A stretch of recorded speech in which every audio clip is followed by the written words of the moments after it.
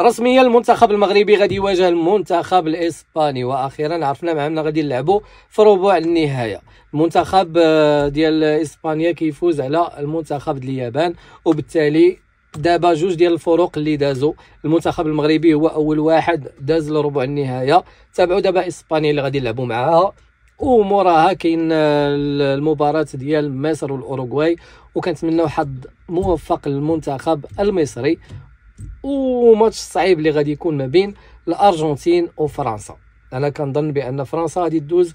كنت درت لكم واحد التوقعات وقلت لكم بان المغرب غادي يلعب مع اسبانيا، في الجهه الاخرى فرنسا ومصر اللي غادي تدوز، وفي الاخر كنتمناو مصر تدوز ويكون نهائي عربي 100%، ولكن الاحتمالات كتقول بان فرنسا اللي غتدوز. البلد المنظم مازال ما عرفناش، كره ما فيهاش شي حاجه مؤكده، ضروري حتى كيتلعب الماتش عاد نعرفوا شنو كاين. اذا المنتخب المغربي غادي يواجه المنتخب الاسباني اللي عنده تقريبا نفس الامكانيات. المنتخب الاسباني شويه ضعيف، ولكن عنده امكانيات فرديه بحال المنتخب المغربي.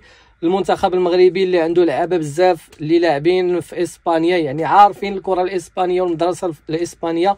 اذا ان شاء الله مربوحه ونتاهلوا لنصف النهايه، وعلاش لا الذهاب ان شاء الله.